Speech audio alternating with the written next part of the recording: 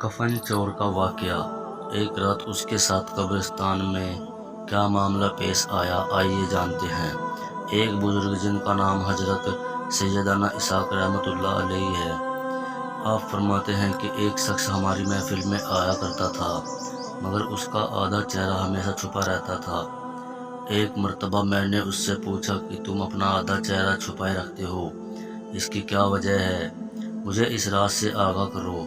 اس نے کہا کہ اگر آپ امان عطا فرمائے تو میں اپنا معاملہ بتاتا ہوں۔ کہا کہ بتاؤ، اصل معاملہ کیا ہے؟ اجازت ملنے پر اس نے اپنی داستان کچھ اس طرح سنائی۔ اس نے کہا کہ میں کفن چور تھا، میں نے کئی قبروں سے کفن چرائے۔ جب بھی کسی قبر کے متعلق معلوم ہوتا تو فوراً وہاں پہنچ کر کفن چرا لاتا۔ ایک مرتبہ ایک عورت کا انتقال ہوا، جب اسے دفنا دیا گیا تو میں فوراً قبرستان پہنچا۔ جب اینٹیں ہٹا کر کفن کی ایک چادر ہٹائی اور دوسری چادر کھینچنے لگا تو اچانک اس عورت کی بے جان جسم نے حرکت کی اور چادر کو تھام لیا۔ میں نے کہا تمہارا کیا خیال ہے؟ تم مجھ سے جیت جاؤ گی، ایسا نہیں ہو سکتا۔ یہ کہہ کر میں گھٹنوں کے بل بیٹھ گیا اور پوری طاقت سے کفن کھینچنے لگا۔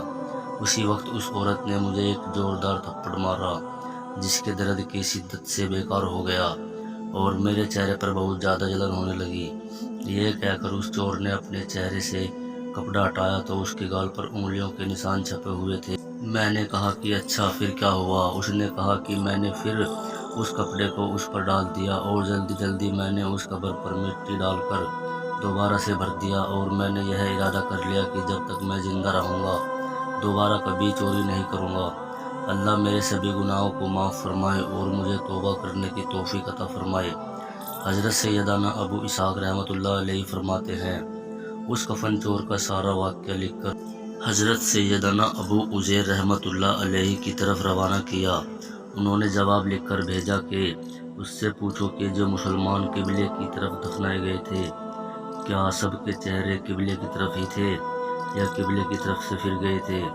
میں نے کفن چور سے پوچھا تو اس نے کہا کہ میں نے جن لوگوں کے کفن چرائے تھے ان میں سے اکثر کے چہرے قبلے سے پھر چکے تھے۔ حضرت سیدنا ابو اسحاق رحمۃ اللہ علیہ فرماتے ہیں کہ میں نے یہ بات لکھ کر حضرت ابو عزیر رحمۃ اللہ علیہ کی خدمت میں بھیجی تو انہوں نے جواب میں یہ تحریر بھجوائی کہ جن لوگوں کے چہرے قبلے سے پھر چکے تھے ان کا خاتمہ سنت پر نہیں ہوا۔ سبق: پیارے دوستو، اللہ ہمیں اپنی حفظ و امان میں رکھے اور ہمارا خاتمہ حضور صلی اللہ علیہ وسلم۔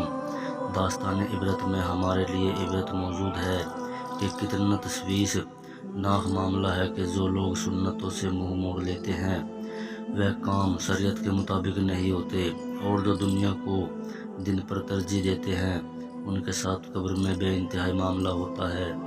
دوستو، قبر اور آخرات میں لمحہ بھر کا عذاب بھی برداشت سے باہر ہوتا ہے۔ ہمارا نازک جسم جہنم کی بھڑکتی ہوئی آگ کا مقابلہ نہیں کر سکتے۔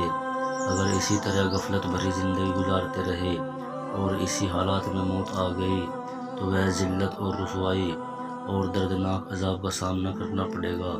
میرے دوستو، جلد سے جلد اپنے گناہوں سے توبہ کر لیجئے اور رو رو کر اللہ تعالیٰ سے معافی مانگ لیجئے۔